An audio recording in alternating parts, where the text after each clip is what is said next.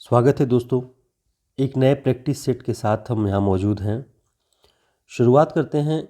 पहला प्रश्न है, सुंदरदास द्वारा कितने ग्रंथों की रचना की गई? ऑप्शन है 40, 42, 32 और 12। तो इसका जो सही उत्तर है वह है 42। सुंदरदास द्वारा 42 ग्रंथों की रचना की गई।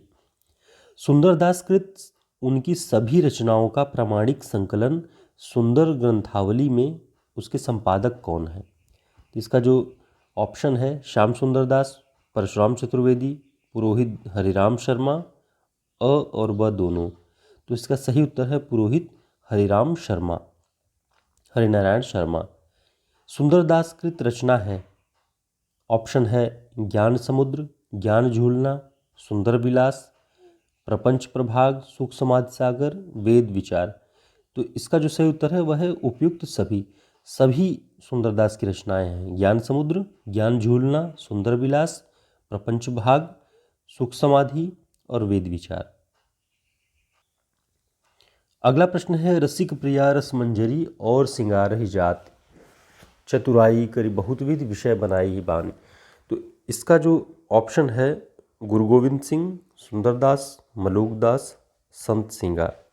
इसका सही उत्तर है संत सुंदरदास। अगला प्रश्न है, गुरु अर्जुन देव के कितने पद गुरु ग्रंथ साहिब में संकलित हैं?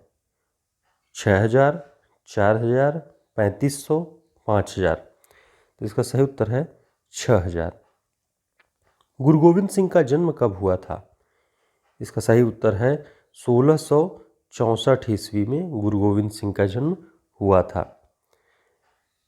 अगला प्रश्न, मेरे सिख, हिंदू और मुसलमान छूत और अछूत, ऊंच और नीच के भेदभाव को मिटाकर छोड़ेंगे, यह कथन किसका है?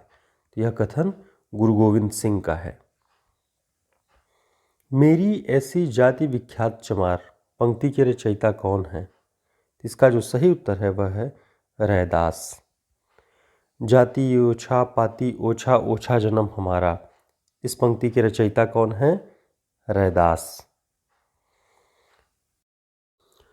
अगला प्रश्न है, पलटू साहब द्वारा रचित रचना है साखी सबद, कुंडलिया, अरिल झूलना, उपर्युक्त सभी।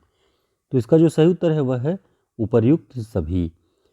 पलटू साहब द्वारा साखी सबद, कुंडलिया, अरिल झूलना सभी लिखा गया है। संत लालदास की समाधि कहाँ स्थित है? नगला भरतपुर में, डिडवाना में, तालासर में, श्री ध्यानपुर में। तो इसका जो सही उत्तर है वह है नगला भरतपुर में। दादू दयाल का सत्संग स्थल किस नाम से जाना जाता है? उनका सत्संग स्थल अलख दरीबा नाम से। अगला प्रश्न है, दादू दयाल की काव्य भाषा क्या है? तो इसका जो सही उत्तर है वह है ब्रज। दादू दयाल की भाषा ब्रज भाषा थी। दादू दयाल की रचनाओं का प्रामाणिक संकलन किसके द्वारा किया गया?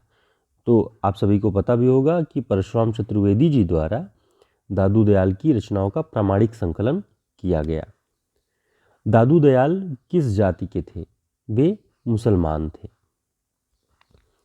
दादू को कबीर ग्रंथ की राजस्थानी शाखा किसने कहा है? हजारी प्रसाद द्विवेदी, बच्चन सिंह, डॉक्टर नगेंद्र, डॉक्टर गणपत चंद्र गुप्त ने। तो इसका सही उत्तर है डॉक्टर बच्चन सिंह। बच्चन सिंह ने दादू पंथ को कबीर पंथ की राजस्थानी शाखा कहा है। मलूकदास के द्वारा रचित रचनाओं में दार्शनिक विचारों से संबंधित कौन सी रचना है? तो इसका जो सही उत्तर है वह है अ और ब, यानी भक्ति विवेक और सुख सागर। ये दोनों दार्शनिक विचारों से संबंधित रचनाएं हैं। मलूकदास द्वारा अवधी भाषा में रचित कौन कौन सी काव्य रचनाएं हैं? तो ये जो तीनों नाम है, ज्ञान बोध, ज्ञान परोक्ष और रतन खान, ये तीनों ही मलूकदास द्वारा अवधी भाषा में लिखे गए हैं। मलूकदास कृत ब्रज भाषा में रचित रचना है। ब्रज भाषा में कौन सी लिखी गई है? विभवी भूति। ठीक। बाबा लाल तथा दारा का वार्तालाप किस रचना में संग्रहित है? वह है असरारे मार्फत में। असरारे मार्फत में बाबा लाल तथा दारा का वार्तालाप संग्रहित है। बाबा लाल का शैल कहाँ है? श्रीध्यानपुर में, गुरदासपुर में, बड़ौदा में, नगला में। इसका सही उत्तर है बड़ौदा में। तुलसीदास की भक्ति किस भाव की है? माधुर्य भाव, सख्य भाव, दास्य भाव, निर्वेद भाव। इसका जो सही उत्तर है वह है दास्य भाव। तुलसीदास जी की जो भक्ति है वह दास्य और सेवक भाव वाली है। साखी सबदी दोहरा कहि किहनी उपखान, और भगत निरूपहि भगत कल निंदहि वेद पुराण। ये किस कवि की पंक्तियां हैं? तो साखी सबदी दोहरा जब भी आएगा ये बहुत प्रसिद्ध है, यह तुलसीदास जी की पंक्ति है। लोटा तुलसीदास को लाख टका को मोल, किसकी पंक्ति है? तो ये होल राय की द्वारा लिखी हुई पंक्ति है। तुलसी का सारा काव्य समन्वय की विराट चेष्टा है। इस वक्तव्य के रचयिता कौन है? डॉक्टर नगेंद्र, आचार्य शुक्ल, रामविलास शर्मा, हजारी प्रसाद द्विवेदी। तो समन्वय की, काव्य की समन्वय की विराट चेष्टा, ये समन्वय वाली जो बातें आए वो हजारी प्रसाद द्विवेदी जी ने लिखी हुई हैं तुलसी के संबंध में। तिरुप्पावई किसकी रचना है? ये आंदाल जी की रचना है। यदि इस्लाम न भी आया होता तो भक्ति साहित्य का 12 आना वैसा ही होता जैसा आज, किसकी पंक्ति है? तो ये पंक्ति हजारी प्रसाद द्विवेदी जी की है, जो उन्होंने आचार्य शुक्ल की भक्ति के उद्भव संबंधी जो उनकी अवधारणा थी उसके विपरीत उन्होंने लिखी हुई है।